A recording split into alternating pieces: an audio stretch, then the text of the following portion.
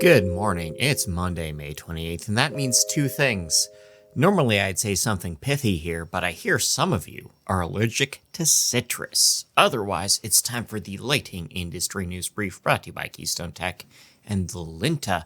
This is an architectural up and down light that also not only switches from up to down, it switches power, it switches CCT, and it switches how you connect it, because there's a bunch of connection types. You can assemble it in a bunch of ways, multiple lengths. It's very flexible.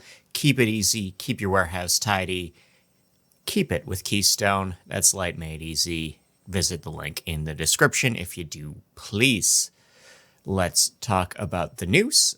The Department of Energy has a new program under the Bipartisan Infrastructure Law to target underserved citizens with a $25 million project improving efficiency in low-income households. LEDs magazine has published their Bright Star Awards with 50 products recognized. Clean Life has bought ATX, that's a DC lighting deal closing. LaCroix has reorganized, with their street lighting segment moved under their environment section of the company. The IALD has established their 36th chapter. This will cover Alabama, Florida, Georgia, Mississippi, and both Carolinas. Even the bad one. We have a full year report from Forvia Hella with sales up 0.6%. Q1 at LED Bond shows revenues are up. Qtil has changed their name. This is a Swiss company that will now operate entirely under the name of their new owner, Glamox. I've only heard of one of those, you can guess which. Southwire Canada is a great place to work. This is their fourth year of recognition from the consulting agency, and on Get a Grip on Lighting, they finally figured out what an agent does. Can someone tell me? That'd be nice. TCP is holding a party for their new warehouse. That's on the 29th and 30th in Las Vegas. Zumtobel has earned gold from the EcoVadis Awards. The IES Boston has presented their Illumination Awards with 19 winners named. And Blingle is opening a new location in Kansas City, Missouri. That's in the south part of the city, if you need to know. In legal news, Signify has moved to strike expert reports from their case with Menards. This is an ongoing patent dispute that has a new wrinkle. Signify has lost to TCI with a German court nullifying a LED module patent. And in Wake versus Huey Light Shop, a BC court has found that Huey is not responsible for a delivery stolen to a woman's home because she wasn't at home. She moved. She moved out of that house to a different house and then didn't update her address. And that's not on them. That's not even on the Postal Service. Always pay attention to where you ship things.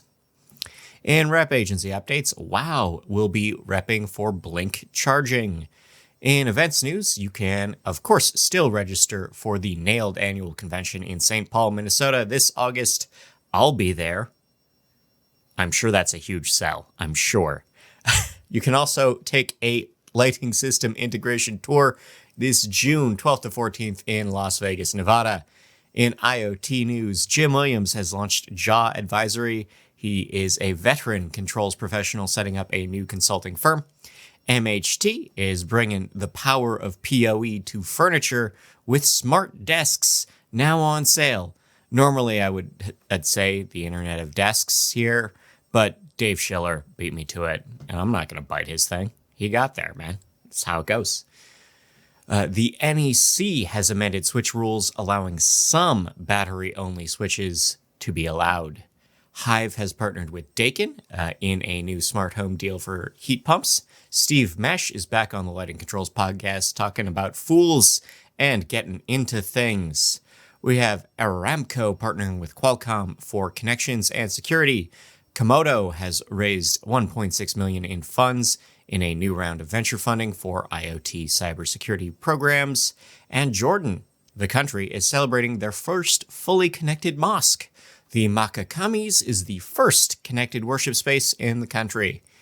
In R&D news, we have concrete made from industrial waste transmitting light. This is a team from Vietnam making decorative bricks that incorporate waste glass, as well as other dross. We have streamlining the life cycle assessment program with a new study identifying a gap in knowledge in LED components, specifically drivers and modules, and what that does for sustainability.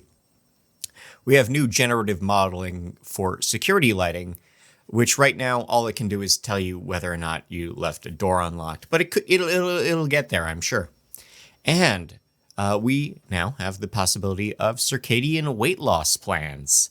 Right now, we have confirmed that morning daylight, particularly bright daylight early, will supplement your existing strategies for weight loss. Again, the advice keeps coming back to take a walk in the morning. That's the best circadian advice I could give anyone. On the darkness side of things, the DSI has recognized steel lighting company fixtures. The U.S. Border Control Agency has paused plans to light the Texas border. Traverse City Civil Court has upheld existing lighting regulations. We have found that all-day, full-day lighting during pregnancy changes the circadian gene expression of children in rats. Allen reflected off of water has been researched and found that it is a component and contributor to sky glow. We have a study of sky glow before, during, and after Lollapalooza Berlin in 2016, and we have determined that everyone is more stressed and more sleep-deprived now. You can also check out the Darkness News Update with me. It's a lot like this show, but less manic. Slightly. It's on restoringdarkness.com. We have a Newcastle County Council in Delaware approving light pollution ordinances. San Marcos, Texas has passed new lighting regs. Manzanita, Oregon has done the same. In Fripp Island, South Carolina, volunteers are helping to log and protect loggerhead nests. Atlanta volunteers are patrolling for bird strikes in the mornings. We have a new Lights Out program coming to Portland, Maine. And Canterbury, New Zealand is planning astrotourism campaigns in the near future. On the horticultural side of things, Nature's Miracle and Agrify's deal is off. Merger has been canceled, citing unfavorable market conditions. Otherwise, Fujitsu has partnered with Ocean Air. Wanganyu is growing chrysanthemums. Two words I have trouble saying, I guess. Solum has partnered with Damatex. The UYS and the DOE have rolled out the Transformative Program of grants. Saffron Tech has opened their first facility to grow saffron, a very expensive plant. God. And there are now more daily cannabis users than daily alcohol users in the US of A. In recommended reading, all these links are on nailed.org. The UK mindset is getting in the way of smart home adoption. As are venture capitalists, they are no longer backing smart home companies. We can get smarter with smart offices. We can discuss why we talk about KVA and not kilowatts in some cases. And the DSI has released their 2023 annual reports. Locally, the California Tiny Home Project has been delayed because their requirements for lighting fixtures, both inside and outside, are for products that don't exist. There's no product that fulfills those needs. In Florida, the State Department of Transportation has set an entire statewide rule for decorative lighting policies for bridges this summer. Indiana still has unspent federal COVID funds, and cities would really like those to turn into infrastructure grants. The feds maybe begin spending on DC infrastructure as well. Saskatchewan Power is bringing back their downstream incentive program. The University of Minnesota has begun a new security project. Montgomery, Maryland Utility has been ordered to repair street lighting faster. Rural Kansas roads have secured new funds. Snohomish County, Washington is seeking state funds for updates in schools and streets. Kelowna, BC schools have completed their energy programs. We have new road and rail safety projects going through in York, Alabama. We have new street lighting going up in Henderson, Nevada. We have Jasper, Alberta switching to LED on streets. Beechwood, Ohio is pausing their street lighting program to collect citizen feedback. And in South Bend, Indiana, you can get a solar lamp post if you own a home and fill out a form and they approve it.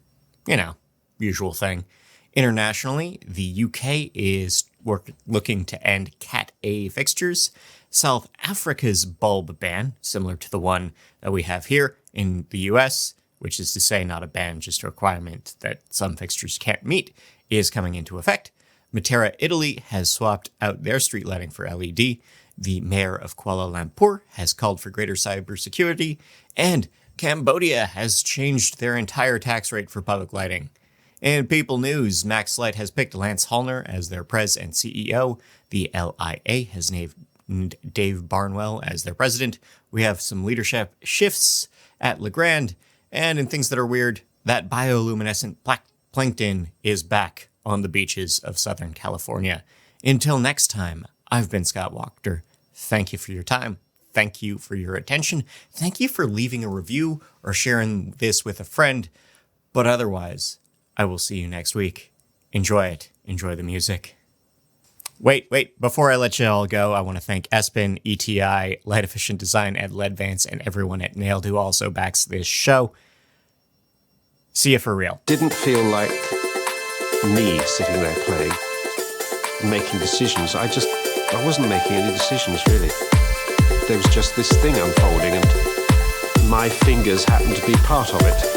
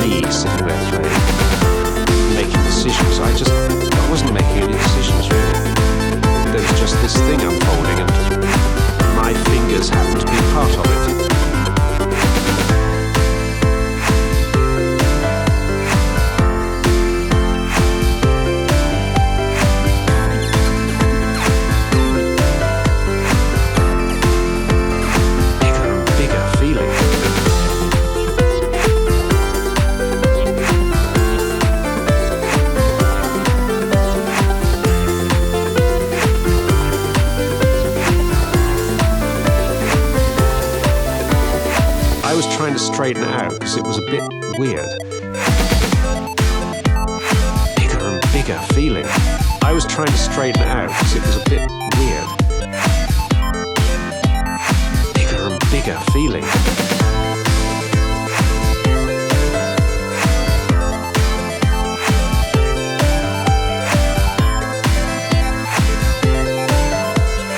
Started to grow and grow and grow and grow. It was the most extraordinary feeling.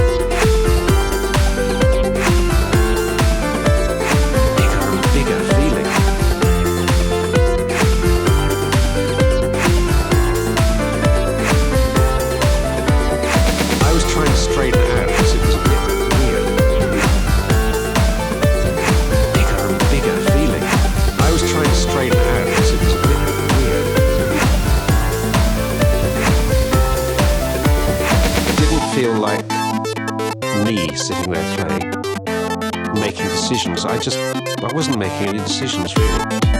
There was just this thing unfolding, and my fingers happened to be part of it.